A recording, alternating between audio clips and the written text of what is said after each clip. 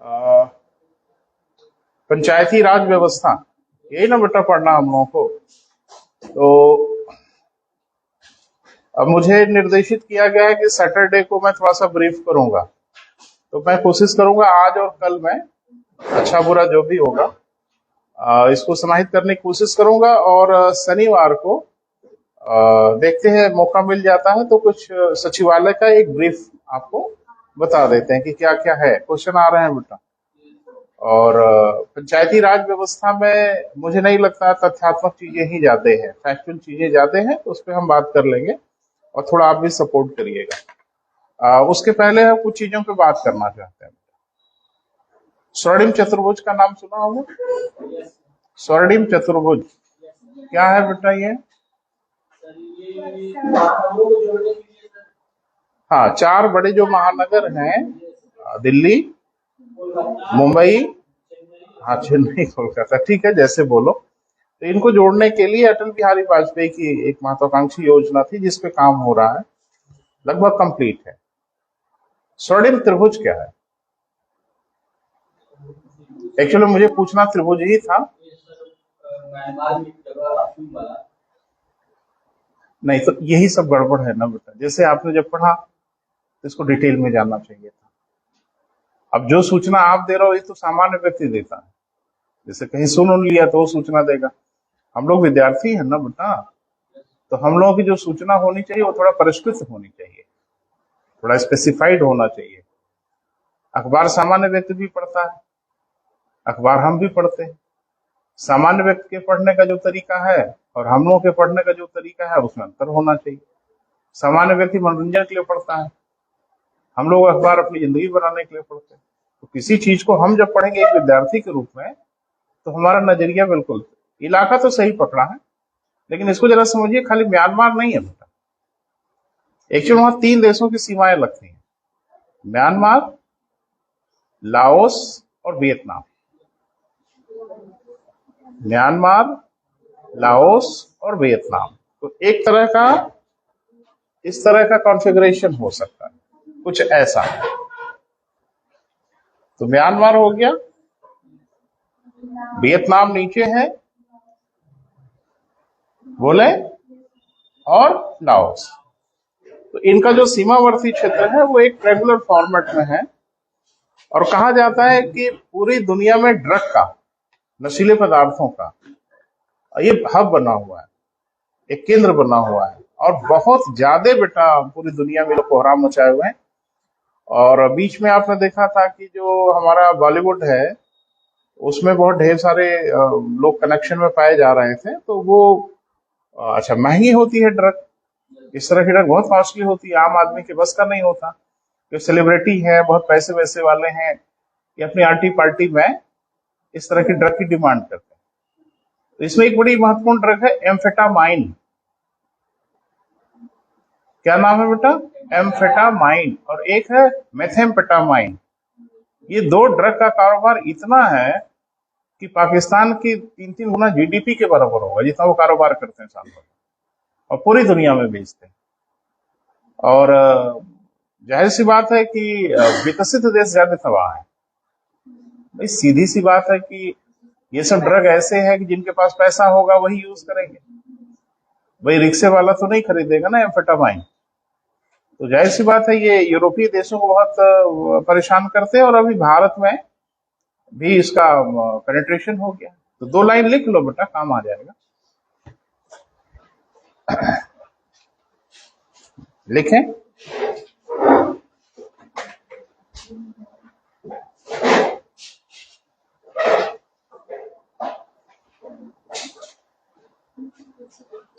Actual में ये drug व्रग का जो कारोबार है ना बेटा, सुन लो थोड़ा, इसमें बेवजह का पैसा है, और खूब पैसा है, बेतहाशा पैसा है।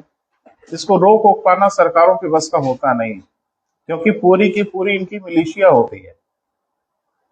पुलिस वुलिस तो भूल के भी ये सब कार्रवाई करना पसंद नहीं करते, क्योंकि ठीक ठाक उनके पास सेना जैसी स्थिति है, वो गिर जाते हैं। कोलंबिया, आप अगर दक्षिण अमेरिका में बात करें तो वहां वो ड्रग का इतने बड़े वहां पे रैकेटियर्स हैं कि वो सेना से मिल जाते हैं। पुलिस से भिड़ जाते हैं। और अमेरिका सबसे अधिक तबाह होता है, वहां से सीधे ड्रग सप्लाई करते हैं अमेरिका में, अफगानिस्तान। तो ये 3 जो इलाके हैं ना बेटा, नाक बदम किए हुए हैं पूरी दुनिया के, और बाज आते नहीं। आज भी अमेरिका ने अफगानिस्तान पे जो हमला किया, उसके पीछे आतंकवादी तो थे ही, उसके पीछे बहुत बड़ा कारण ड्रग का था। बहुत बड़ा बेटा वहां पे अफीम का कारोबार होता है अफगानिस्तान में, और वो पूछता ही नहीं है, सदियों से करते आए, अब बाज नहीं आते, क्योंकि बड़ा हैंडसम पैसा मिलता है तो उसको वो रोकते ही नहीं। और गोला बारूद हथियार का आलम अफगानिस्तान में आपको पता ही है कि पैर में जूते चप्पल भले ना हो, कंधे पे AK-47 जरूर होगी, घर में खाने के लिए नहीं हो AK-47 क्लासनिकोव राइफल जरूर होगी। तो यहाँ भी लगभग लगभग वही हालत है। देखो, ड्रग के साथ फिर ढेर सारे क्राइम जुड़ते हैं। ड्रग एक ऐसा क्राइम है जो अकेले नहीं होता, इसका पूरा कुनबा होता है। फिर यहाँ माफिया होंगे, फिर यहाँ गैंग वार होगा, फिर यहाँ ढेर सारे अपराध होंगे। ये पूरा इलाका बेटा उसी के लिए पूरी दुनिया में कुख्यात है। तो मुझे याद है, एक बार मैंने एक बच्चे से चर्चा किया, सोशल मीडिया में बात किया, करता रहता हूँ कभी मौका मिलता है। तो दृष्टि का टेस्ट हुआ तो कहा कि सर यही पूछा गया था। तो आपको कैसे पता था? हमको सब पता रहता है। ठीक है, मैंने पढ़ाया था अगले हफ्ते में दृष्टि का कोई टेस्ट वेस्ट हुआ होगा, तो उसने कहा कि इसमें यही पूछा। ये सब चीजें बहुत प्रॉम्प्ट है बेटा, कभी भी किसी भी कंपटीशन में देख सकते हैं, तो ऐसी चीजों पर नजर बना के रखिए। तो लिख लें बेटा, स्वर्णिम त्रिभुज।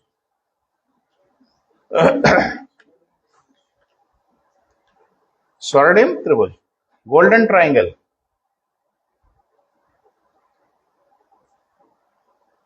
अच्छा, कोई और ट्राइंगल है जो चर्चा में रहता है? अच्छा, बरमूदा ट्राइंगल, ये क्या है? ऐसे ही मन हो रहा है कुछ बात करने, तो क्या है बेटा बरमूदा ट्राइंगल? नहीं, नाम तो सुना है, नहीं कुछ तो बोलो ना बेटा, ऐसे अच्छा नहीं लगेगा।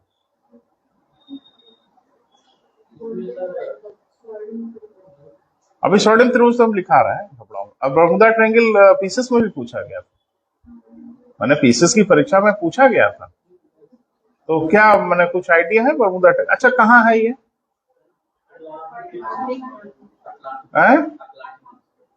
अटलांटिक महासागर। तो 2 हिस्सों में है, उत्तरी और दक्षिणी। उत्तरी में है। कभी आपने नाम सुना सार्गेसो सागर का? ये कहाँ? स्पेन में है सार्गेसो सागर। स्पेन, जहां तक मुझे आइडिया है, जो दिख रहा है, वो तो भूमध्य सागर के साथ भी थोड़ा जुड़ा हुआ है, और अटलांटिक ओशियन के साथ भी एकदम कॉर्नर पे है स्पेन। अब ये एक्चुअल में प्राकृतिक है बेटा, इसमें देश का नाम नहीं लिखा है, लेकिन अगर आपको आइडिया हो तो स्पेन एकदम अफ्रीका के ऊपर कॉर्नर में है। मैप में देखिए बेटा। तो स्पेन से तो मुझे नहीं लगता कोई बड़ा लेना देना।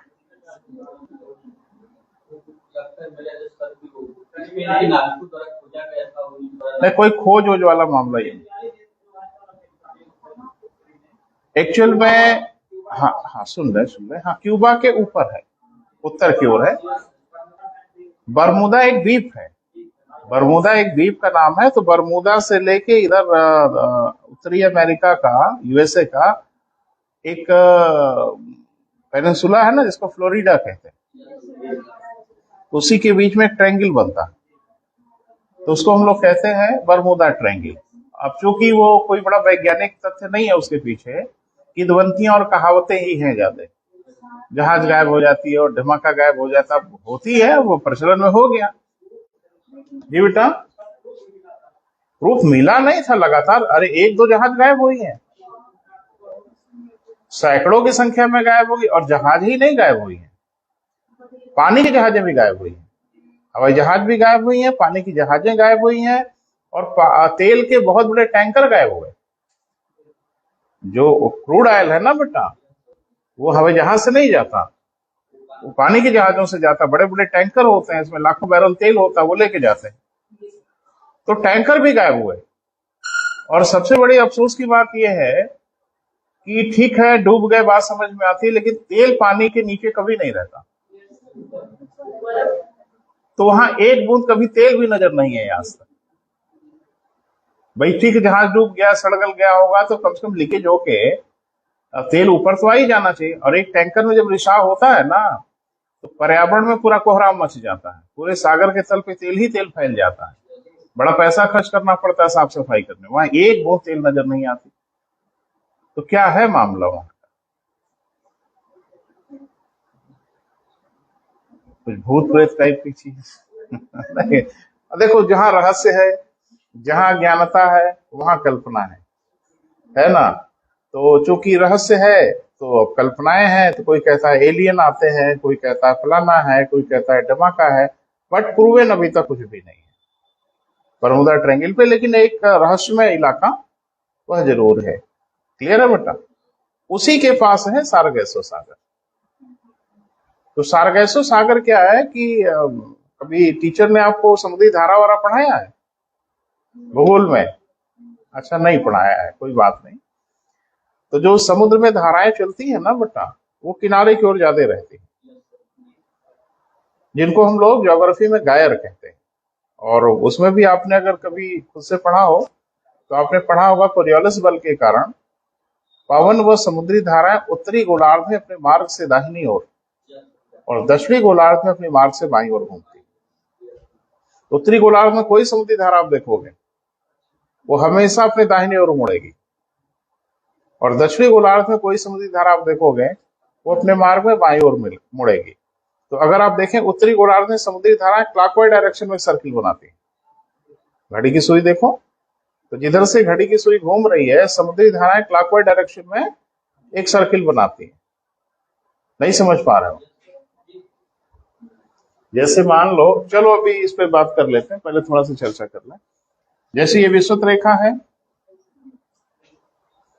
इधर उत्तरी गोलार्ध हो गया, इधर दक्षिणी गोलार्ध हो गया। इधर जितनी समुद्री धाराएं होंगी वो कुछ ऐसा वृत्त बनाएंगे।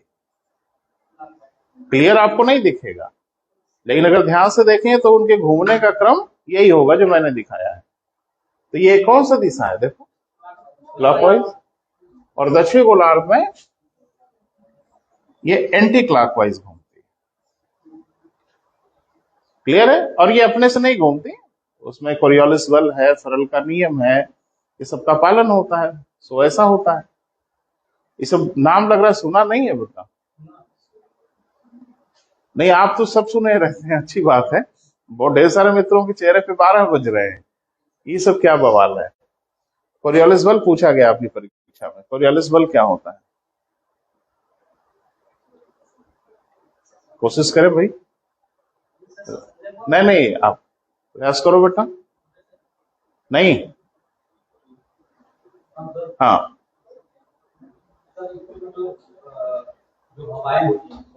कोरियोलिस बल क्या होता है?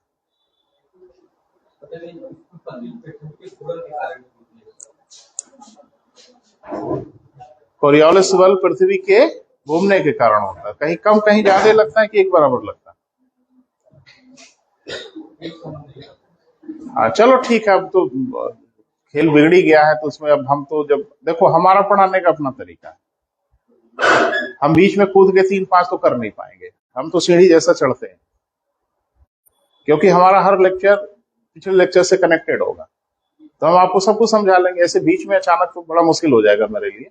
लेकिन इतना जरूर है, कोरियोलिस बल पूरी पृथ्वी पे एक बराबर नहीं लगता। विषुवत रेखा पे लगभग जीरो और ध्रुवों पे मैक्सिमम लगता है।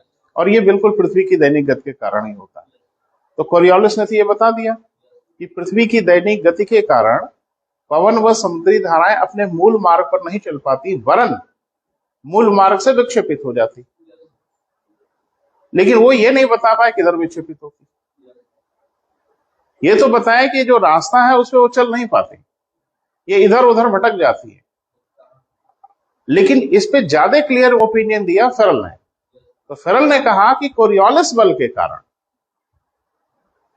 पवन व समुद्री धाराएं, पवन भी और समुद्र, उत्तरी गोलार्ध में कोई हवा चलेगी, कोई भी पवन चलेगी, उसे अपने मार्ग से दाहिने ओर घूमना होगा, चाहे जिधर से जिधर चले। वो किधर से भी किधर चलेगी, उसको अपने मार्ग से दाहिने ओर घूमना ही घूमना होगा। और कोई भी हवा दक्षिणी गोलार्ध में चलेगी, उसे अपने रास्ते से बाएं घूमना ही होगा, किसी भी हालत में घूमना होगा। ठीक है बेटा।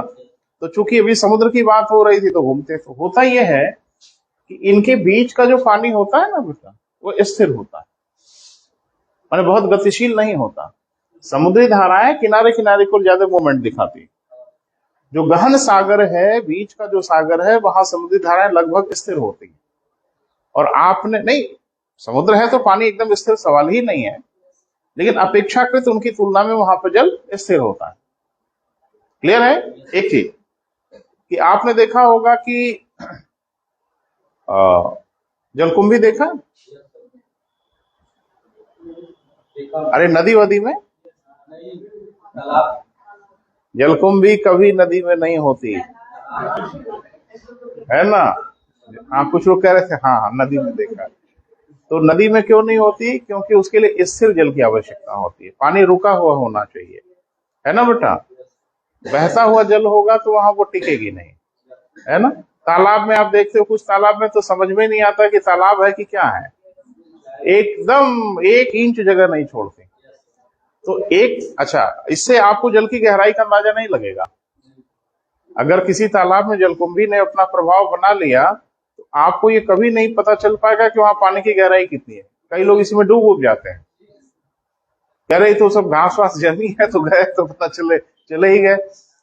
लेकिन एक बात की, जलकुंभी की जो जड़ है, जलकुंभी की जड़ होगी ना बेटा, जिसे पोषक लेती होगी, वो तालाब के सतह तक नहीं होती, माने मिट्टी में नहीं होती, वो फ्लोट कर रही होती है। लेकिन हो सकता है किसी को देख के गलत फहमी हो।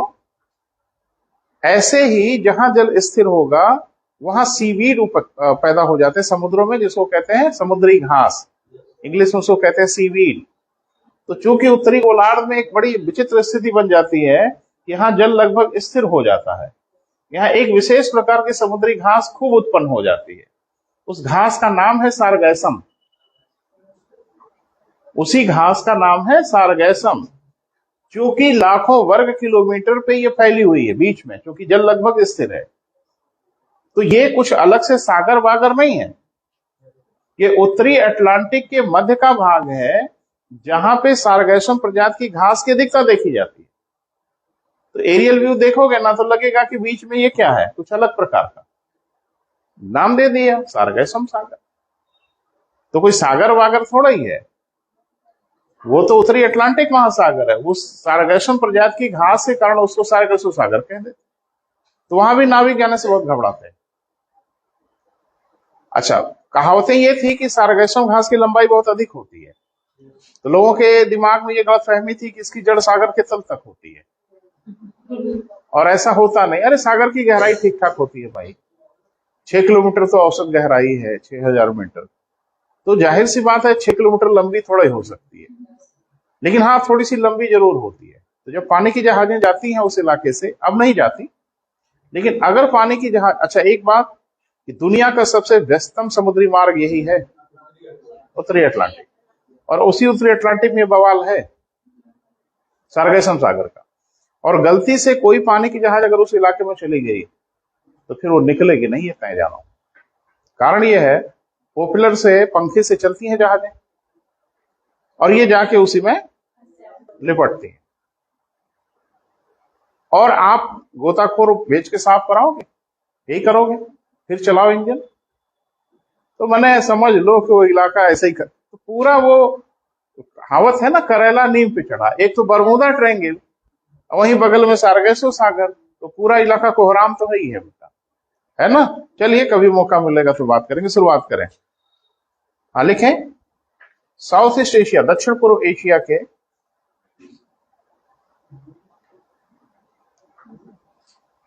स्वर्णिम त्रिभुज लिख रहे हैं बेटा। हेडिंग है क्या बेटा? स्वर्णिम त्रिभुज। दक्षिण पूर्व एशिया के 3 राष्ट्र, म्यांमार, लाओस, मैप में जाके देखिएगा, म्यांमार, लाओस और वियतनाम की सीमाएं एक दूसरे से लगी हैं।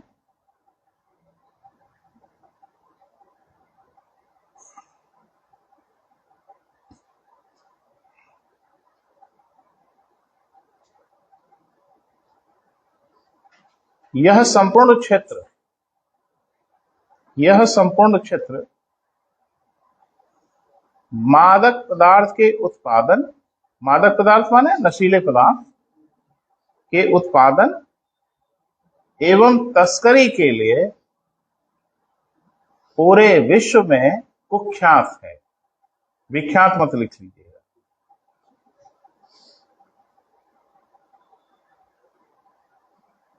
ठीक है, अच्छे कार्यों के लिए जब आपको प्रसिद्धि मिले तो विख्यात, और बुरे कार्यों के लिए प्रसिद्धि मिल जाए तो कुख्यात। तो ये विख्यात नहीं है, ये पूरी दुनिया में कुख्यात इलाका है। ठीक है, यहाँ के दो ड्रग, हाँ ध्यान रखना, जो ड्रग होते हैं ना बेटा, कुछ तो नेचुरल ड्रग होते हैं, जैसे अफीम है, मैरिजुएना है, मैरिजुएना माने गांजा है ना, ये नेचुरल है। नेचुरल मतलब इनको नेचुरली यूज कर लिया जाता है।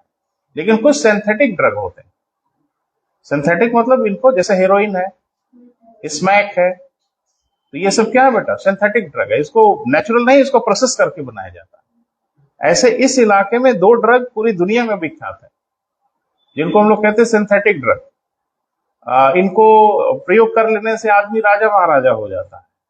हाँ, एकदम लगता है पूरी दुनिया अपनी है, हर नशे के पदार्थ का अपना अपना। तो ऐसा नहीं कि मैंने इसका उपयोग किया, मैंने सुना है कि जैसे हर ड्रग का अपना नेचर होता है। जैसे गांजा पीने वाले एकदम शांत हो जाते हैं, अल्कोहल पीने वाले उग्र हो जाते हैं, एग्रेसिव हो जाते हैं। तो हर नशे के पदार्थों का अपना अपना सिम्टम्स होता है।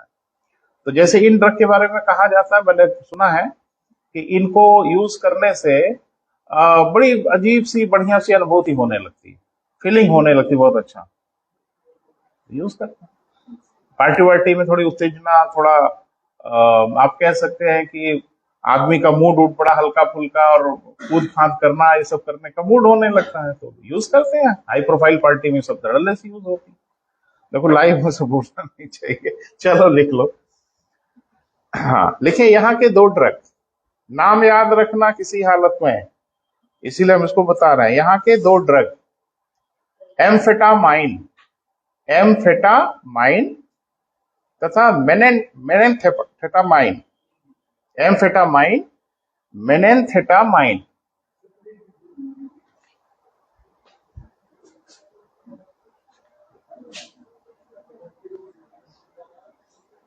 एम्फेटामाइन,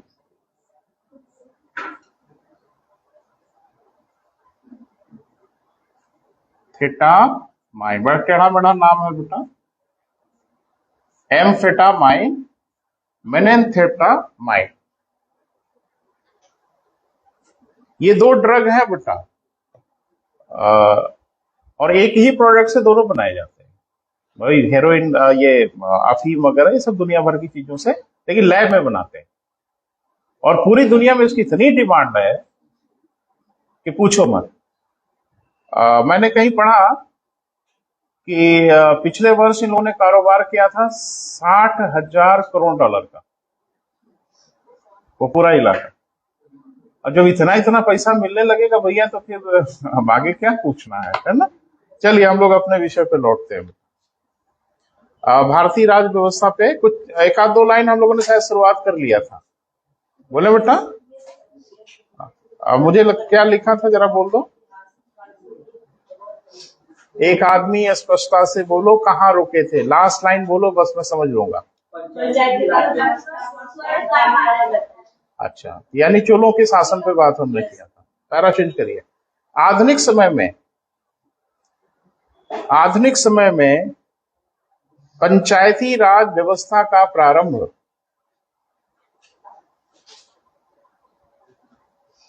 आधुनिक समय में पंचायती राज व्यवस्था का प्रारंभ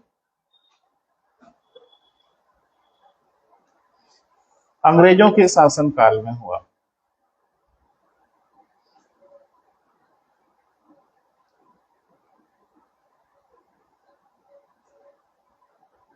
देखो एक चीज बेटा आपको थोड़ा जानना होगा, जैसे इतिहास जो हम लोग पढ़ते हैं, आज की डेट में हम लोग हिस्ट्री पढ़ते हैं, वो हिस्ट्री कौन लिखा? क्या लिखने वाला किसी पूर्वाग्रह से तो प्रभावित नहीं था? अगर मैं इतिहासकार हूं, मुझे इतिहास लिखना है, तो हो सकता है मैं अपने पूर्वाग्रह से प्रभावित हूं। किसी के बारे में मेरी राय अच्छी हो, किसी के बारे में मेरी राय बुरी हो, तो हम तो वही लिख देंगे, और उसे आप पढ़ोगे तो मेरी राय से आप भी प्रभावित हो जाओगे। तो इतिहास अगर देखो तो इतिहास तो ढेर सारा अंग्रेजों ने लिखा, लेकिन भारतीयों ने जो लिखा वो मार्क्सवादी थे, यानी मार्क्स का प्रभाव उनके ऊपर ज्यादा था। तो वो कहीं ना कहीं से भारत से विद के हुए थे, तो वो भी महिमा मंडन किए, यानी भारतीय परंपराओं को कहीं ना कहीं चीजों को उन्होंने बहुत कमतर दिखाया।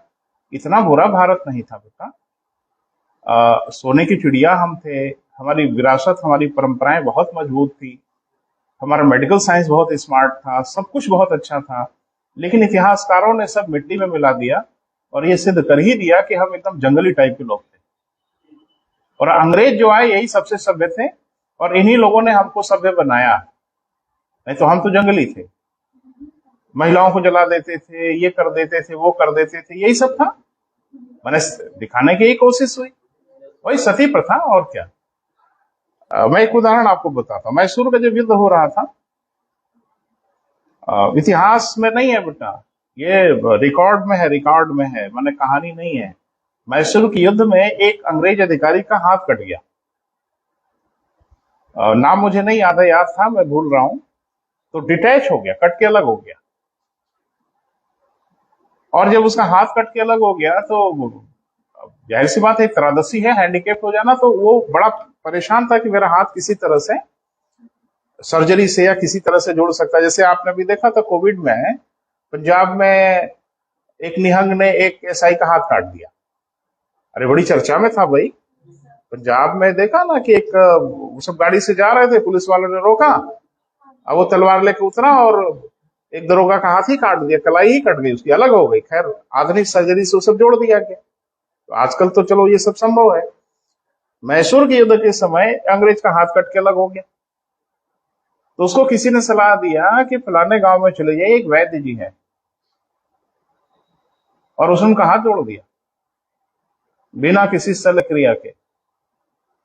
वो अपनी जो हमारी वैदिक जो ज्ञान था उसके आधार पर उन्होंने हाथ जोड़ दिया, और ऐसा जोड़ा कि टांके का निशान तक नहीं था, स्ट्रेचेज नहीं थे।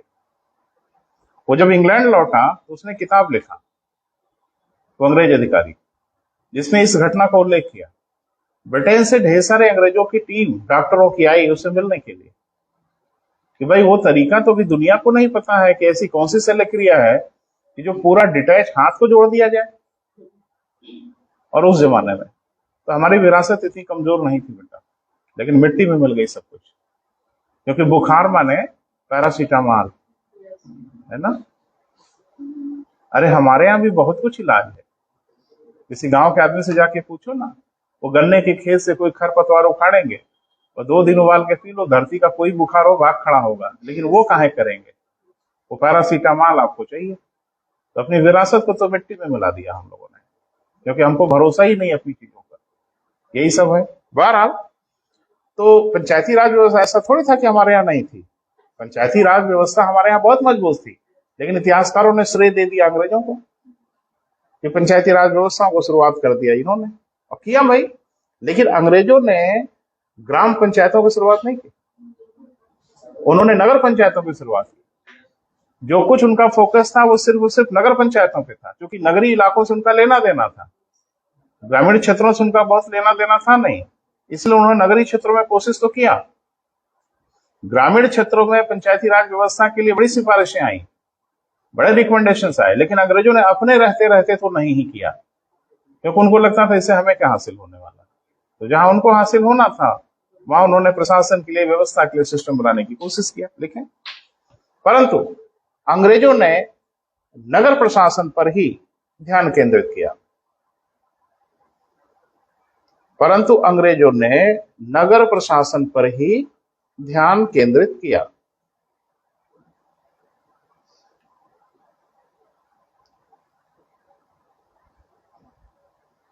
सन 1687 में 1687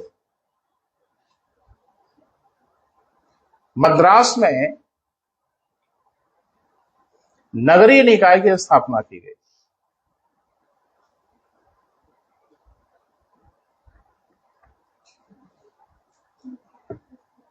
नगरीय निकाय की स्थापना की गई।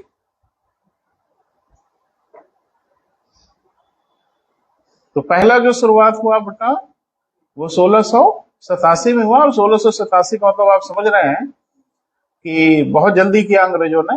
वो ईस्ट इंडिया कंपनी का शासन काल था, तो ईस्ट इंडिया कंपनी के शासन काल में इन लोगों ने नगरीय निकायों की स्थापना शुरू कर दिया, क्योंकि चेन्नई पिन्नई में सब उन लोगों का कब्जा था, मद्रास वगैरह उनका इलाका था, सो उन लोगों ने वहां पे शुरुआत किया। आगे बढ़े बेटा। इस दिशा में पहला गंभीर प्रयास लॉर्ड मेयो ने सन 1870 में किया।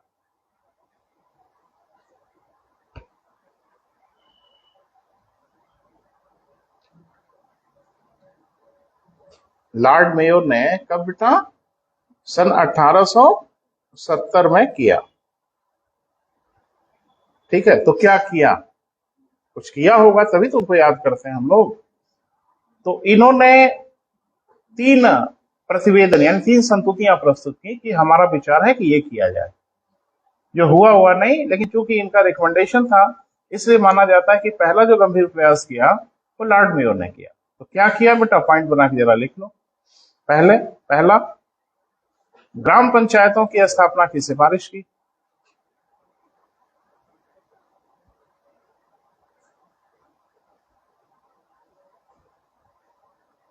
ग्राम पंचायतों की स्थापना की। क्या किया बेटा? सिफारिश किया। हमारे मित्र बड़ा धीरे धीरे धीरे धीरे मुझे लगता है 10:30 बजे तक आते रहते हैं। चलिए, अच्छी बात है।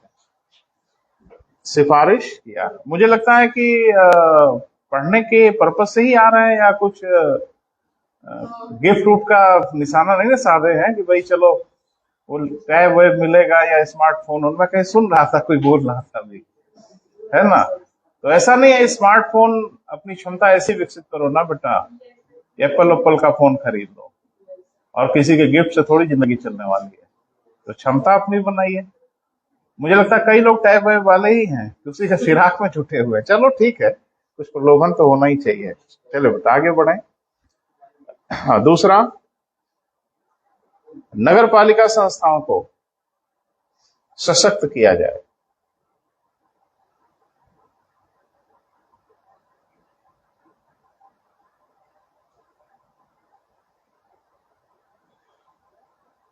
तीसरा, नगरीय प्रशासन में यूरोपियन के साथ साथ भारतीयों की भागीदारी भी सुनिश्चित की जाए।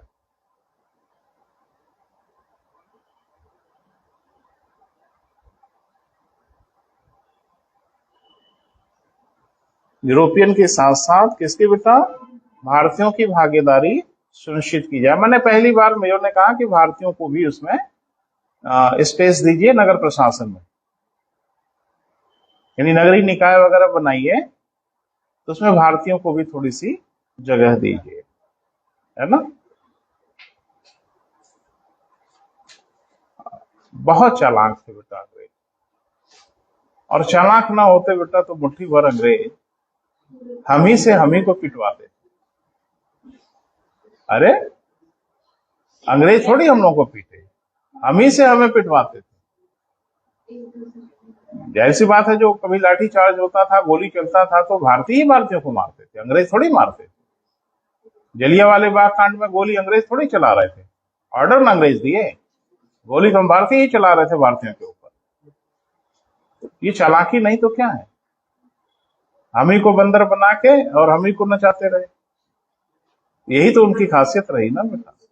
लेकिन यह है कि धीरे धीरे धीरे धीरे समझ में आने लगा कि अरे यार ये तो ठीक बात नहीं है, तो फिर निकल लिए धीरे से। चलो, लेकिन ये है बेटा, एक बात का श्रेय उनको देना चाहिए कि इसमें कोई शक शुबा नहीं है, उन्होंने हमें सभ्य बनाया, उन्होंने भारत बनाया। आप कभी भारत नहीं थे। आप कब भारत थे? जब आप स्वतंत्र हुए तो 562 देश थे।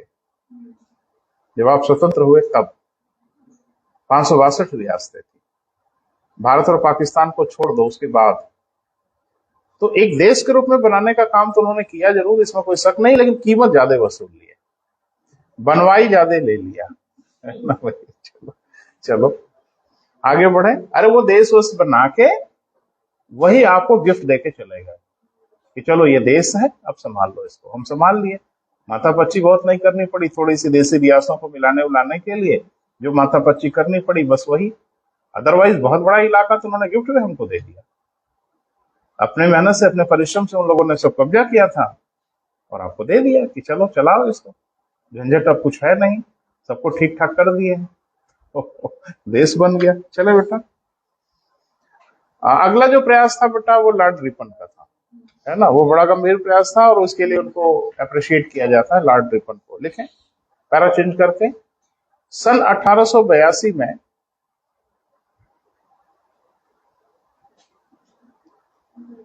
लॉर्ड रिपन ने, सन 1882 में लॉर्ड रिपन ने एक गंभीर प्रयास किया।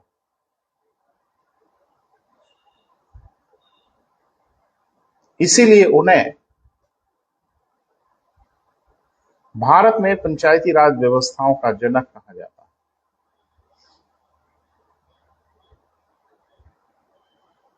इसीलिए उन्हें भारत में पंचायती राज व्यवस्थाओं का क्या बेटा, जनक कहा जाता है, पिता कहा जाता है।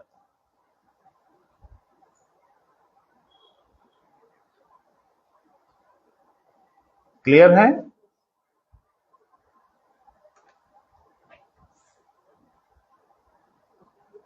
तो क्या किया बेटा इन्होंने, वो लिखना पड़ेगा।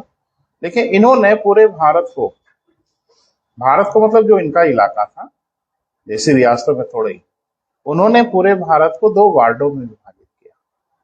वार्ड बने हिस्सों में विभाजित किया। लिखे उन्होंने पूरे भारत को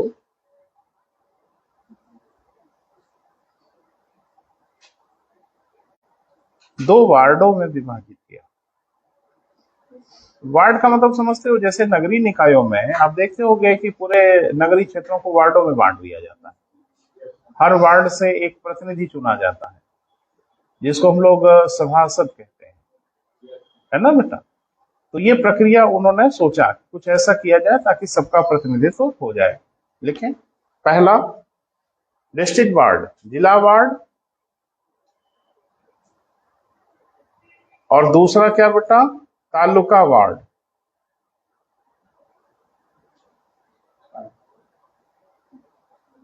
तालुक ब्रैकेट में लिख लेना, तालुका क्योंकि इधर प्रचलित शब्द है नहीं तो आप समझ नहीं पाते। तहसील, तालुका माने तहसील। साउथ में आज भी तालुका ही कहा जाता है। हाँ हम लोग, हाँ पश्चिम बंगाल में भी, दक्षिण में भी तालुका ही कहा जाता है। हम लोग क्या तहसील कहते थे, है ना बेटा। लिखें सभी निकायों के 2/3 सदस्यों को निर्वाचित किया जाए। यानी इसके 2/3 सदस्य क्या हो बेटा, निर्वाचित हो, तथा 1/3 सदस्य मनोनीत हो। पहले उलट गंगा होती थी, निकाय तो जरूर होते थे बेटा, लेकिन सब के सब क्या होते थे, मनोनीत होते थे। जिन्होंने पहली बार कहा कि जो निकाय बनेंगे, वार्ड बनेंगे, हर वार्ड के 2/3 सदस्य निर्वाचित होंगे और 1/3 सदस्य क्या होंगे बेटा, मनोनीत होंगे। क्लियर है? हाँ।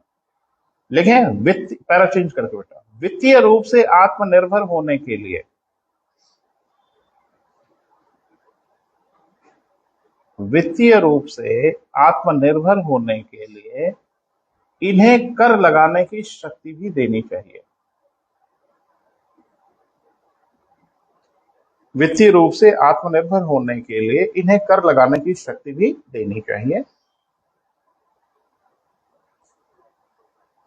साथ ही इन्हें अनुदान का भी प्रावधान किया गया। साथ ही इन्हें इसका बेटा अनुदान का भी प्रावधान किया गया। मतलब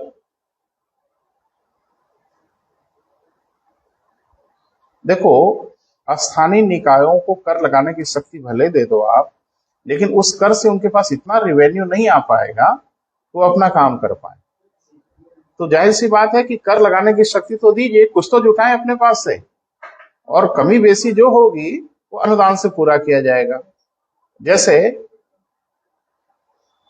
बंबई का जो नगर निगम है, महानगर निगम है, उसके पास तो बहुत पैसा है, और मुझे नहीं लगता उसको किसी अनुदान की आवश्यकता है। बहुत हैंडसम उसकी कमाई है, एमसीडी की कमाई बहुत है, दिल्ली जो नगर निगम है उसकी बहुत बढ़िया कमाई है। तो ये कमा लेते हैं, लेकिन हर शहरों के पास और हर निकाय के पास तो ऐसा नहीं है। आजमगढ़ में आपके नगर पालिका परिषद है, तो कमाई धमाई होती होगी, इसमें कोई शक नहीं है, लेकिन इतनी कमाई तो नहीं होती होगी कि सारा काम वो मैनेज कर ले। तो टैक्स लेते हैं, ये भी कर लेते हैं, नगर पालिका गृह कर लेती है, नगरीय क्षेत्र में अगर आपका घर है तो हाउस टैक्स लेते हैं, दुनिया भर के टैक्स लेते हैं। लेकिन ठीक है, पैसा जुटा लेते हैं, कुछ पैसा बाहर से मिल जाता है, काम चल जाता है। अब ग्राम पंचायत कितना कर लगाएंगे? है कर लगाने की शक्ति? और हंसी मजाक में मैंने बोला था ना कि सही में कर लगा होगा मिले तो 4-6 ईंट नहीं खरीद पाएंगे, खड़ंजा उड़ंजा लगाने की तो बात ही छोड़ दें। तो लगाते ही नहीं, सब अनुदान पे निर्भर है। लेकिन यह है कि सैद्धांतिक रूप से उनको कर लगाने की शक्ति दी गई है। चले आगे बढ़े। हाँ, तो इसमें दो चीजें मत भूलिएगा। पहला ये कि देश को वार्डों में बांटा गया, और दूसरा ये कि इनको कर लगाने की शक्ति दी गई। क्लियर है बेटा? ये बड़ा काम किया इन्होंने। अगला बेटा 1909 रॉयल कमीशन, नाम था इसका विकेंद्रीकरण के लिए। 1909 रॉयल कमीशन विकेंद्रीकरण के लिए।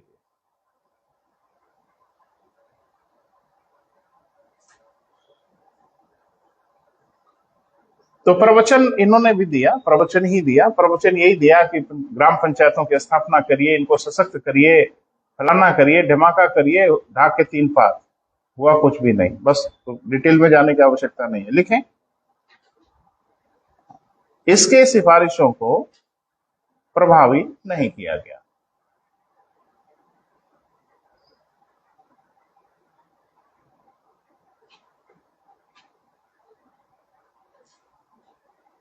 इनकी सिफारिशों को प्रभावी नहीं किया गया।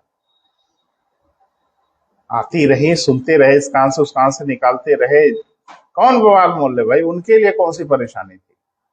जब उनके लिए परेशानी होती तब ना कुछ करते बेटा। अगला 1919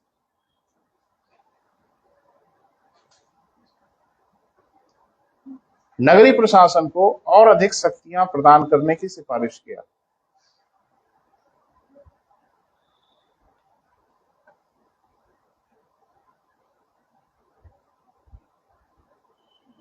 नगरीय प्रशासन को और अधिक शक्तियां प्रदान करने की क्या बेटा? सिफारिश किया, रिकमेंडेशन किया। देखो रिकमेंडेशन क्या किया, कुछ भी पढ़ने की आवश्यकता नहीं है, लेकिन रिपन वाला जरूर पढ़ लेना। वर्ष याद रहना चाहिए कि कब कब इसके नगरीय पंचायत या इन सब के लिए काम किया गया, तो मैंने क्रम से आपको दिया है। 1770 याद रहना चाहिए, 1782 याद रहना चाहिए, 1909, 1919 और आखिरी 1935 लिख लें। 1935 भारत शासन अधिनियम।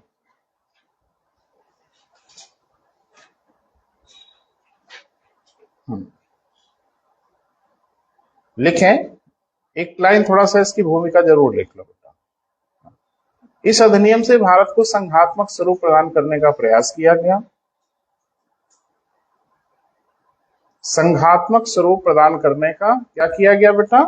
प्रयास किया गया।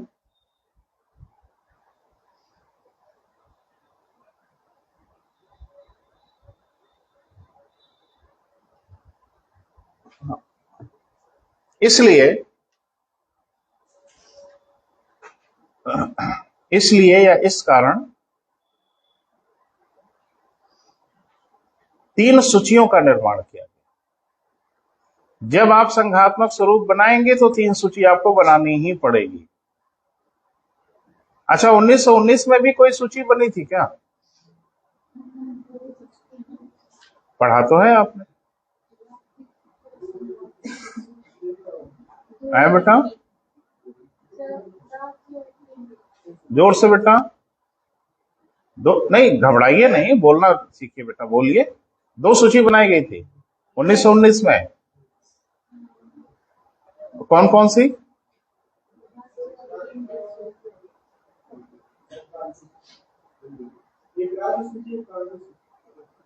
राज और प्रांत में क्या अंतर है? ठीक है, हाँ ठीक है, थोड़ा कंफ्यूज हो गए। एक राज्य सूची बनाई गई, एक केंद्रीय सूची बनाई गई, है ना। और मुझे लगता है इसी में फिर द्वैध शासन लागू कर दिया गया प्रांतों पर। तो भूल रहे हो सब धीरे धीरे। अच्छा चलो, मेरा कुछ मन है पूछने का। ईस्ट इंडिया कंपनी के शासन के समय जो जो अधिनियम आए, आप में से कोई बताएगा नाम खाली? उसमें हुआ क्या वो हम नहीं पूछेंगे, लेकिन ईस्ट इंडिया कंपनी के समय जो अधिनियम मैंने पढ़ाया है वो आप मेमोराइज कर सकते हैं, याद कर सकते हैं।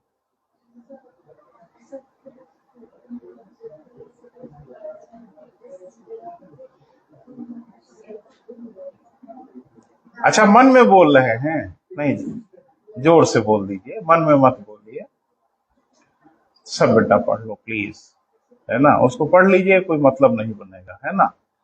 आप लोग अप्रिशिएट करते हुए टीचर को अच्छा लगता है, लेकिन टीचर के लिए सबसे बड़ा अप्रिशिएशन यही है कि हम जो आपको पढ़ाएं आप उसको बता दें, है ना बेटा।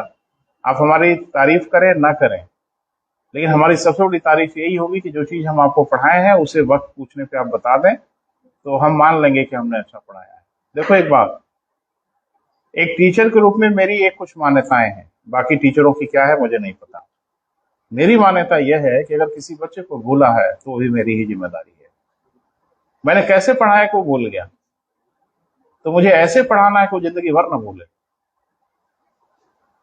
ठीक है, वो बच्चे की परेशानी है, बच्चे ने किया, तो हमको भी तो कुछ ऐसा पढ़ाना चाहिए कि कोई उम्र भर ना भूले। तो थोड़ी सी निराशा हाथ लगती है, फिर अगली बार कुछ दूसरे ढंग से प्रयास करते हैं कि आप भूले ना। लेकिन देखो बेटा, आप ये बायलेटरल मामला है, ये दो पक्षी मामला है। आपको भी मेहनत करनी होगी बेटा, हमें भी मेहनत करनी होगी, और हम लाख छटपटा जाएंगे, होगा कुछ नहीं अगर आप मेहनत नहीं करोगे। अच्छा चलो, कुछ बता सकते हो दो चार गिरते पड़ते? कोशिश करो, हम मदद करेंगे। Very good. 1800 अरे नहीं नहीं, हम समझ रहे थे, भावना खराब नहीं थी, शब्द गलत निकल गया, है ना। होता, हम भी गलत बोलते हैं। अरे मैं तो अक्सर सन वन गलत बोलता रहता हूँ, लेकिन भावना मेरी खराब नहीं होती, सोच वही रहती है, वो जुबान से निकल जाता है। 1773। वेरी गुड बेटा, वेरी गुड। नहीं, समूह बना के नहीं, एक आदमी। हाँ, संशोधनात्मक अधिनियम, वेरी गुड। 1813 में चार्टर अधिनियम 1835 में चार्टर। अरे 20-20 साल तो जोड़ना था, और कौन सा बवाल करना था, मैंने बताया था ना। 33 पहुंच गए तो 53 पहुंच जाओ। अरे भाई, मैंने बताया था ना कि सारा मामला तो 20-20 साल का था। दो ठो खाली बवाल दिखता है, एक पिट्स इंडिया एक्ट और संशोधनात्मक अधिनियम। उसके बाद तो मुझे लगता है सारा मामला स्मूथ है, और इससे आसान याद करना तो मुझे नहीं लगता धरती पे कुछ है। हद हो गई। अरे दो ठो कंफ्यूज करते हो ना, तो भूल जाओ, दो को मत याद करो, छोड़ो, हटाओ। लेकिन मुझे लगता है कि ये तो आपको याद ही होगा, 1773, फिर 1793, फिर 1813, 1833, काहे नहीं याद होता आपको भैया? हम तो ये नहीं समझ पाते, इससे आसान कुछ याद करना है धरती पर?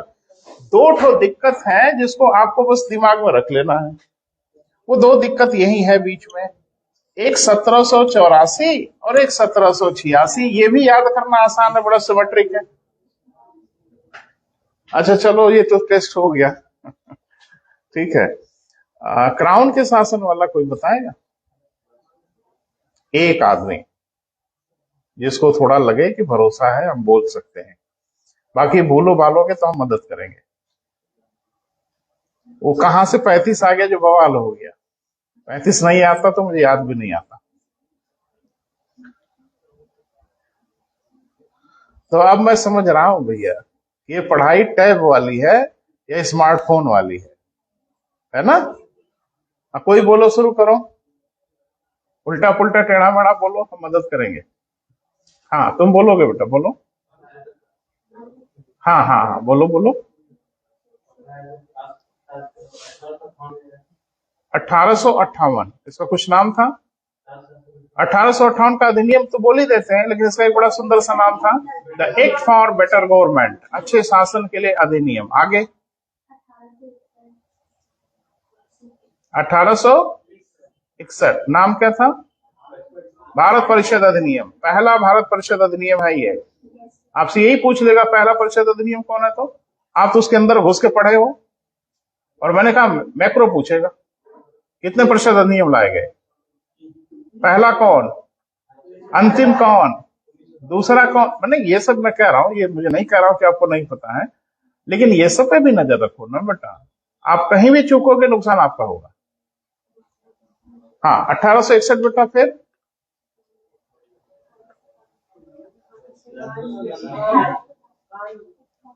अरे हरदम 93 ही थोड़ी होगा। 1892 परिषद अधिनियम, 1909 परिषद अधिनियम, 1919 भारत शासन अधिनियम, 1935 भारत शासन अधिनियम, 1947 भारत स्वतंत्रता अधिनियम, यही तो था। अभी इसके अंदर घुस घुस के पूछेंगे तो क्या हाल हो जाएगा। अभी तो मैं मैक्रो पूछ रहा हूं आपसे, अभी तो माइक्रो जब इसके अंदर जाएंगे तो तकलीफ हो जाएगी। वैसे मुझे लगता है वो याद किए होंगे जरूर। चलो आगे बढ़ते हैं। 3 सूचियों का निर्माण किया गया। हाँ, संघ सूची, राज्य सूची, समवर्ती सूची। संघ सूची और कौन बेटा, राज्य सूची और कौन, समवर्ती सूची, जिसमें स्थानीय स्वशासन को राज्य सूची के अधीन रखा गया। ये अपने आप में अच्छा प्रश्न है बेटा।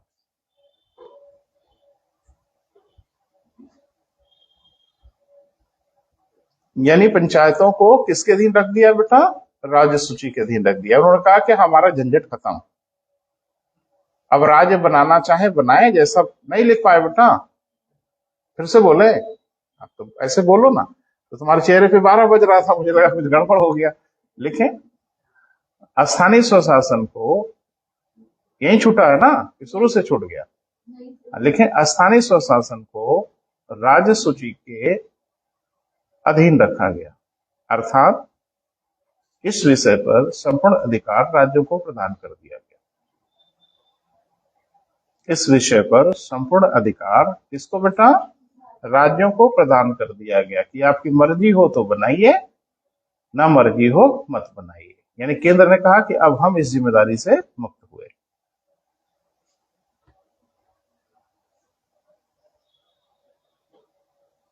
ठीक है, लेकिन एक है बेटा कि नगरीय स्वशासन का एक ताना बाना अंग्रेजों ने बना दिया था, बने ठीक ठाक ढंग से था, अच्छा बुरा जो भी रहा हो, लेकिन उन्होंने शुरुआत तो कर ही दिया था। यानी हम भारतीयों को एक ट्रेनिंग मिल गई थी कि नगरीय स्वशासन ऐसे ऐसे बनता है, ऐसे ऐसे चलता है।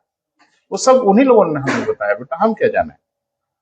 उसके बाद तो मुझे लगता है हम स्वतंत्र ही हो गए, और स्वतंत्र हो गए तो हम लोगों के दिमाग में था। लेकिन हम सोच लो आप कि हम उस जमाने में क्या मांग कर सकते थे कि ग्राम पंचायतों की स्थापना की जाए, तब जबकि अपना संविधान में ही हम लोगों ने स्थान नहीं दिया। तो अगर आप इतने मजबूत थे और आपको लगता था कि हम सशक्त हैं, तो फिर संविधान के प्रारंभ में इसको संवैधानिक दर्जा क्यों नहीं दे दिया? लेकिन हमने जगह दिया जाके नीति निश्चय तत्वों में, डीपीएसपी में दिया और अनुच्छेद 40 में जगह दिया, और वो भी राज्य की मर्जी पर छोड़ दिया। हाँ, जब मन करे, यानी जब आपको लगे कि हम सक्षम हो गए हैं तब ऐसा करिएगा। और सक्षम होते होते ठीक ठाक वर्ष निकल गया, और 92 में हमको लगा कि हम सक्षम हुए, तो उसको संवैधानिक दर्जा दिया।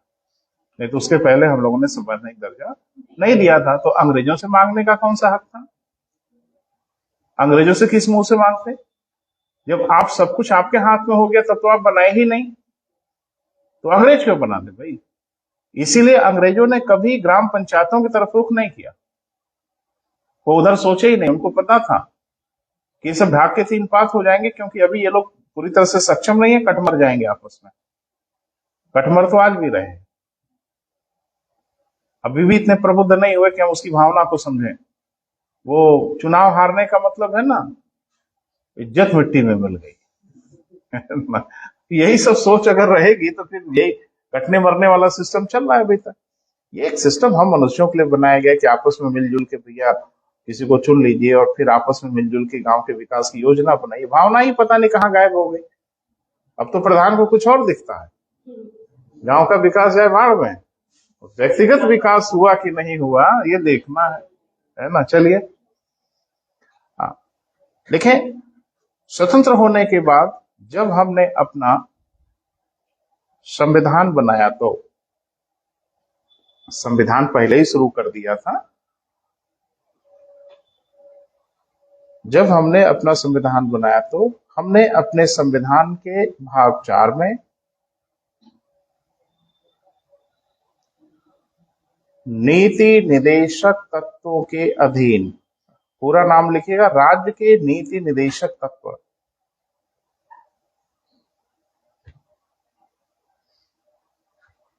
तो अब तो बेटा अब जिसको कहते हैं ना ठेठ भाषा में कि चली चला की वेला है, अब तो समापन की वेला है ना, क्योंकि अब इसके बाद हम समाप्त करेंगे। और मुझे संभवतः भूगोल पढ़ाने का निर्देश मिला है, तो देखते हैं अगले हफ्ते से जो भी क्लास होगी मैं ज्योग्राफी पे काम करूंगा। लेकिन ये कि अब सब कुछ बेटा समाहित माहित किया जाए। अच्छा बुरा जो भी पढ़ा है हम लोगों ने, कम से कम वो तो आपके पास होना ही चाहिए। पढ़ा दें आपके कहने से? नहीं, मुझे जो निर्देश होगा बेटा वो हम काम करेंगे, है ना। नहीं घबराओ नहीं, अभी हमारे पास मार्च और अप्रैल का वक्त है। तो मेरा जो प्लान है बेटा वो ये है कि मैं एस्ट्रोनॉमी आपको पढ़ा दूं, जैसा कुछ मित्रों ने कहा था ठीक नहीं हुआ था। 10-15 दिन मुझे लगेगा अधिक से अधिक एस्ट्रोनॉमी पढ़ाने में, तो खगोल विज्ञान में आपको पढ़ा देता हूँ। और उसके बाद अगर मौका मिलेगा और मुझे निर्देश मिलेगा तो ताजा ताजा अर्थव्यवस्था पढ़ा देंगे, ताकि सीधे परीक्षा में चले जाइएगा, भूलते भालते कुछ याद आ ही जाएगा। चले, कभी ज्योग्राफी शुरू करने दो, मैं मेंटली तैयार भी हो रहा हूँ। अरे मैं मशीन नहीं हूँ बेटा, मैं मनुष्य हूँ, तो किसी विषय को पढ़ाने के लिए मुझे मानसिक रूप से तैयार होना होता है। तैयार तो मैं हमेशा हूँ, लेकिन जब मैं आपको संविधान पढ़ाऊंगा ना तो आपको लगेगा कि मेरी जिंदगी ही संविधान है, मेरा मेरा पूरा जीवन संविधान में है। और भूगोल पढ़ाऊंगा ना तो देखिएगा मैं फिर क्या हो जाता हूँ, फिर आपको ये लगेगा कि संविधान की ABCD इनको नहीं आती होगी। मैं कभी नाम नहीं लूंगा भूल के, मैं सिर्फ भूगोल पे फोकस करूंगा। तो यही मेरा तरीका है, मॉडस ऑपरेंडी है काम करने का तरीका। मैं 24 घंटे उसी में जीता हूँ, जो विषय मैं पढ़ाऊंगा उसी में मेरी जिंदगी रहेगी। उठते बैठते सोते जागते वही विषय चलेगा मेरे दिमाग में, और हम आपसे बात करेंगे, तभी कर पाएंगे, नहीं तो नहीं कर पाएंगे। अब कंप्यूटर थोड़ी है बटन दबा दिया तो गाना बजने लगा, फिर वीडियो चलने लगा, तो फिर ये होने लगा, ऐसा नहीं है ना बेटा। चले, वैसे अर्थव्यवस्था में अपने बच्चों को पढ़ा रहा हूँ, जो हमारे बच्चे हैं उनको मैं पढ़ा रहा हूँ। नहीं, उनको बुरा लगेगा, उनको खराब लगेगा, तो हम आपको पढ़ा ही रहे हैं, उनको तो नहीं बोलते कि आके बैठ जाओ, है ना। चले, और काफी आगे निकल गए बेटा, मैंने लगभग 1-1.5 महीने से मैं पढ़ा रहा हूँ, तो काफी आगे निकल गया हूँ। तो अब तो गंभीर विषयों पे चर्चा हो रही है, तो ABCD हम नहीं बताएंगे तो समझ में ही नहीं आएगा। चलिए आगे बढ़िए। हमने क्या लिखा बेटा, अपने अपने संविधान के भाग 4 में राज्य के नीति निदेशक तत्वों के अधीन अनुच्छेद 40 में पंचायती राज व्यवस्था, अनुच्छेद 40 में क्या बेटा, पंचायती राज व्यवस्था का प्रावधान किया।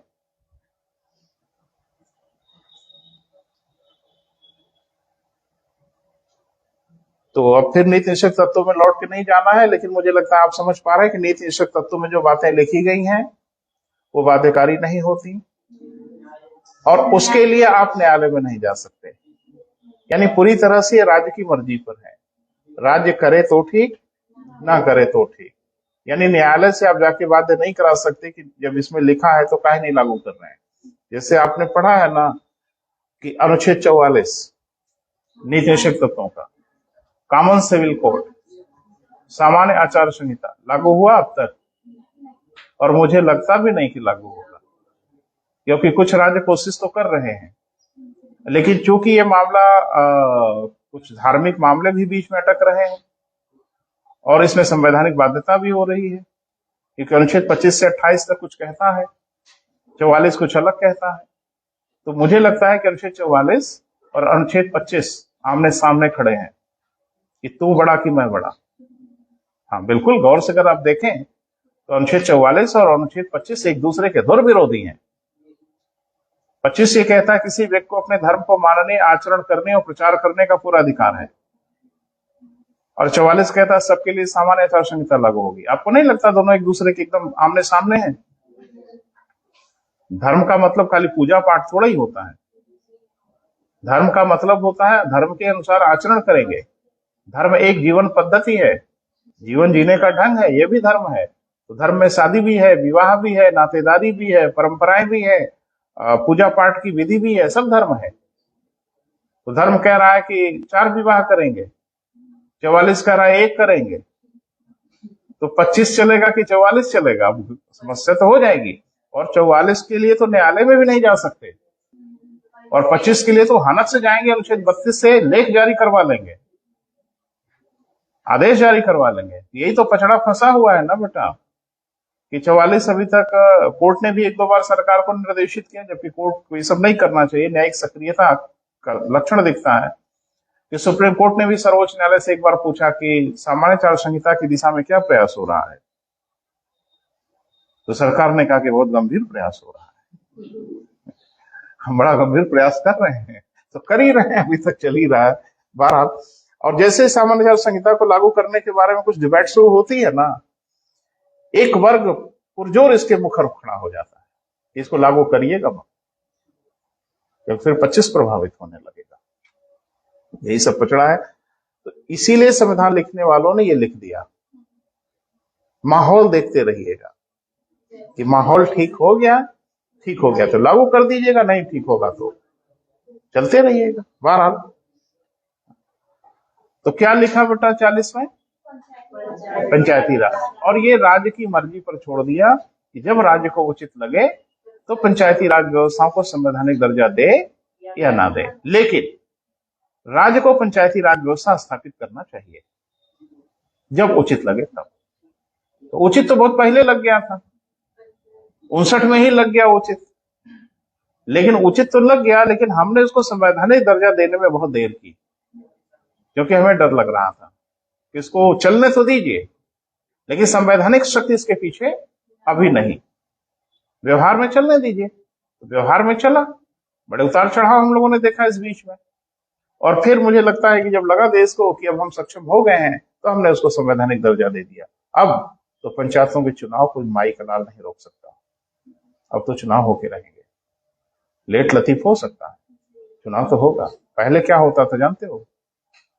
5-5 साल से 10-10 साल से वही पिछले 15 साल वाले प्रधान चले आ रहे हैं, कोई चुनाव नहीं, कोई अधिकार नहीं, कोई शक्तियां नहीं, कोई कार्य नहीं, बस एक सामाजिक प्रतिष्ठा बन गई थी कि भैया प्रधान जी ये है। तो कौन प्रधान होता था?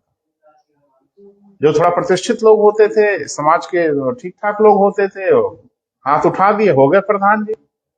अब प्रधान जी टेढ़े मेढ़े होके चलना, प्रधान हो ठीक है, तो अलग बात है। तो अब तो जो प्रधान है वो सही में प्रधान है भाई, उसके पास शक्ति है, उसके पास पावर है, वो कुछ कर भी सकता है। चले बेटा, तो ये तो हो गया बेटा हम लोग जहां संविधान तक पहुंचे। अब पंचायती राज व्यवस्था जो भारत में प्रारंभ हुआ, शुरू जो हुई, उसके पीछे एक दुर्घटना है।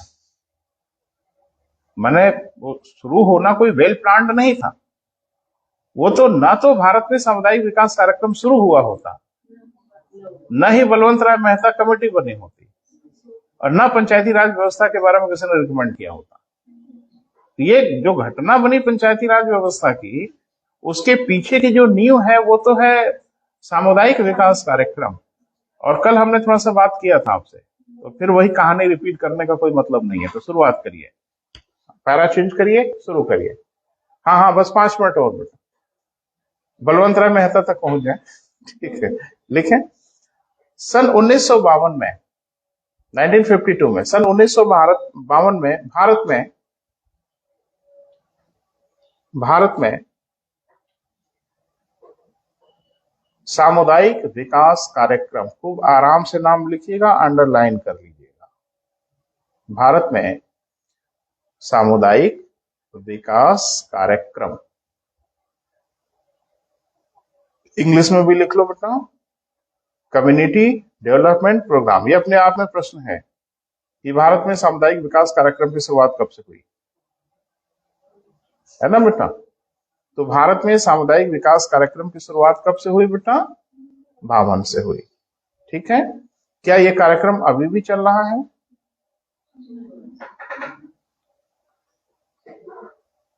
तो ये कार्यक्रम अभी भी चल रहा है ना बेटा? ये जितने सस्ते गल्ले वल्ले की दुकानें हैं ना बेटा, ये सामुदायिक विकास कार्यक्रम के अधीन ही चल रही होती है। जो गरीबों को सस्ते में अनाज और फ्री में अनाज, तो कार्यक्रम समुदाय के विकास का कार्यक्रम काहे बंद हो जाएगा? विदेशी फंडिंग बंद हो सकती है, विदेशी चंदा बंद हो सकता है, विदेशी मदद बंद हो सकती है, लेकिन भारत की सरकार अपने लोगों की मदद करना थोड़ी बंद करेगी, क्योंकि अब तो हम सक्षम हो गए हैं। अब तो हम लोगों की मदद कर रहे हैं। अब तो हमारे एक नेता बोल रहे हैं कि 25-50 लाख टन गेहूं तो ऐसे ही दे देंगे पाकिस्तान। अरे 25-50 लाख टन, जिसे लग रहा है भीख दे रहे हैं। हम लोग के गांवों में आते हैं ना वो लोग, तो कुछ थोड़ा बहुत अनाज दे देते हैं। अब भारत के लिए 25-50 लाख टन कुछ नहीं है। और जैसे वो बोले कि इतना तो हमको ऐसे ही पाकिस्तान को दे देना चाहिए, मर रहे हैं लोग खाने बिना। अब पाकिस्तानी एकदम नारा लगा रहे हैं, भारत में मिलाओ। देखो, तो ये है हनक, तो भारत की हनक है। और ये सब एक दिन में थोड़ा ही हुआ बेटा। तमाम नेताओं ने, तमाम योजनाकारों ने सब कुछ किया। तो एक प्रश्न मेरे दिमाग में आ रहा है बेटा, कहो तो मैं बात कर लूं। अब चली चला के बेला है तो, हरित क्रांति नाम सुना है? हरित क्रांति का प्रभाव किस फसल पे सबसे अधिक पड़ा? Very good. तो हरित क्रांति में किया क्या गया? बने झंडा उंडा लेके सड़क पे जिंदाबाद जिंदाबाद किया गया। हाँ,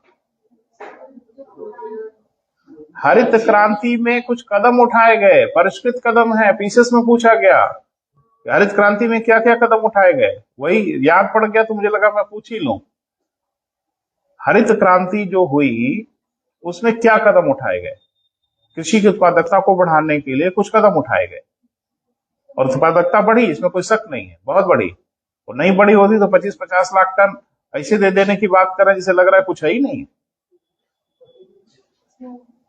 अरे 50 लाख टन ठीक ठाक गेहूं होता है, और इतना गेहूं हम चढ़ा देते हैं, फेंक देते हैं। देखा होगा ना, खुले रेलवे स्टेशन पे हजारों बोरे बर्बाद हो रहे थे। ये सब जानते हो क्या होता है? ये किसी को जलाने का तरीका होता है। जो खाने बिना मर रहा हो उसी के सामने आप खाने की बर्बादी करो, तो दो चीजों की अनुभूति हो जाती है एक साथ, कि बड़े रईस हैं और ये लोग तो इतना तो बर्बाद कर देते हैं जितना हम लोग खाने के लिए सोच रहे हैं। सुनो, अब एक चीज और बता दें। आदिवासियों की एक प्रथा है जिसको कहते हैं पोटलैच। पोटलैच, हाँ, एक उनकी प्रथा है जिसमें ये क्या करते हैं, खाते कम है बर्बाद ज्यादा करते हैं। तो जैसे कुछ भोज देते हैं ना अपने यहाँ, इनवाइट करते हैं खाने पीने के लिए। सुन ही लो, अब बात कर ही लेते हैं। तो क्या करते हैं कि इनवाइट कर दिया लोगों को खाने पीने के लिए अपने घर पे, तो खाने पीने की जो जितनी जरूरत है उतना ही यूज करना चाहिए ना। तो बहुत ज्यादा खाना पीना वो बर्बाद करते हैं उनके सामने, ताकि उनको लगे कि इनकी सामाजिक हैसियत बहुत तगड़ी है। हम लोग के गांवों में देखते हो ना, जब हम लोग के घरों में कोई शादी विवाह का कार्यक्रम होता है तो घर के कुछ बूढ़ी महिलाएं और इस तरह की घूम घूम के पूरे गांव भर बताती हैं कि हमारे यहाँ तो 200 आदमियों के खाने का खाना बच गया था। ये सब क्या तरीका है बताने का? पोटलैच यही है, वो गया नहीं। तो सुन लो थोड़ा सा।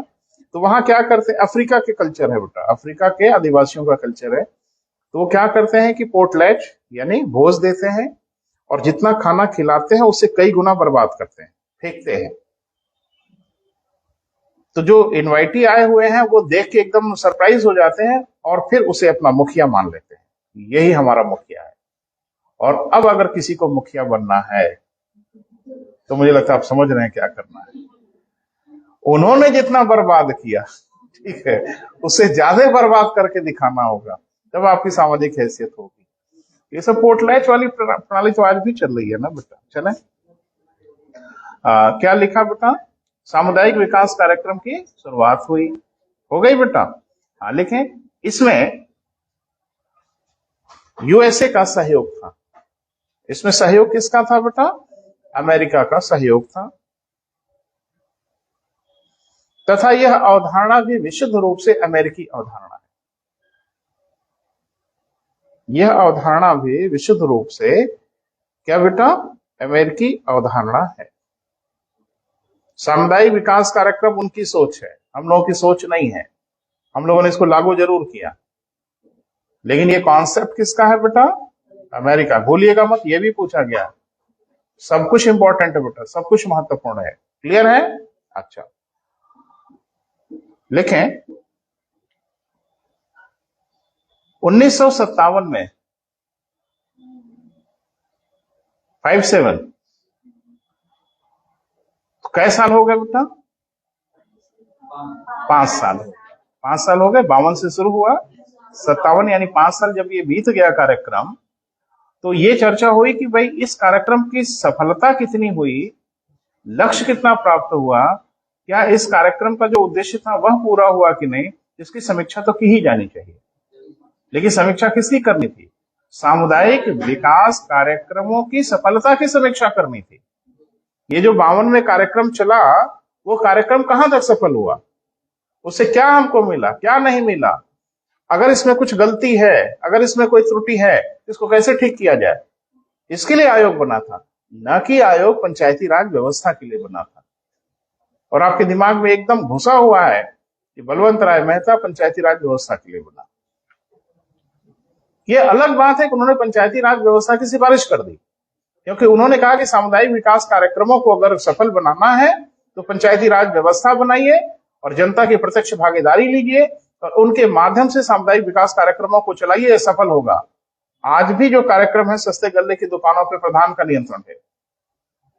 वही कार्ड बना के देगा कि किसको सस्ते में मिलेगा, किसको नहीं मिलेगा, क्योंकि वही अच्छे से किसी को जानता है। एक बात मुझे बताइए, ये कार्ड अगर ये शहर में बनने लगे, गांव में जो बीपीएल कार्ड है, धमाका कार्ड है, वो शहर का कोई कार्यालय है जो ये बनाए, क्या वो सत्य से वाकिफ होंगे कि जो आदमी आया है कार्ड बनवाने वो गरीब है कि नहीं? प्रधान सबको व्यक्तिगत रूप से जानता है। अगर आप कहे ना कि बीपीएल वाला कार्ड बना दीजिए, तो हाथ जोड़ लेगा, काहे ये अनर्थ कर रहे हैं, क्या दिक्कत है आपको, क्योंकि वो व्यक्तिगत रूप से आपको जानता है। तो वो सही करने की संभावना उसकी ज्यादा अच्छी होगी, क्योंकि वो आपके आसपास रहता है, वो आपकी आर्थिक स्थिति से पूरी तरह से वाकिफ है। लेकिन शहर का एक कार्यालय नहीं जानता है आपको। ऑफिशियल डॉक्यूमेंट मांगेंगे कि अपनी आय प्रमाण पत्र दीजिए, वो कुछ भी बनवा के दे देंगे आप, और फिर एक बेजा इस्तेमाल करने लगेंगे। अभी प्रधानमंत्री आवास, गांव में किसको आवास की जरूरत है वो प्रधान बेहतर समझता है। थोड़ा बहुत बेईमानी करता होगा वो अलग बात है, लेकिन वो समझता बहुत बेहतर है। 3 मंजिला मकान बनाए हैं और जाके कह रहे हैं प्रधानमंत्री आवास, तो हाथ जोड़ लेगा कि अरे भैया ऐसा मत करिए, है ना भैया। चले, वैसे हिंदुस्तान है, यहाँ हो कुछ भी सकता है। चले बेटा, लिख लें। हाँ, क्या लिखा अपना 1957 में सामुदायिक विकास कार्यक्रमों की समीक्षा के लिए तथा सुझाव के लिए बलवंत राय मेहता समिति का गठन किया गया।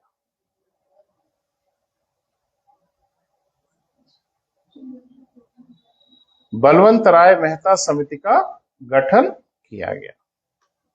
ठीक है बेटा, तो अब हेडिंग बना लीजिए बेटा, जिसकी चर्चा हम करेंगे। हमारे मित्र आ गए हैं, वो बात करेंगे आपसे। बलवंत राय मेहता आयोग, हेडिंग बनाइए, बलवंत राय मेहता आयोग 1957 ब्रैकेट में लिखिए, और इसकी विस्तार से चर्चा हम कल करेंगे बेटा। ठीक है, बलवंत राय मेहता आयोग 1957।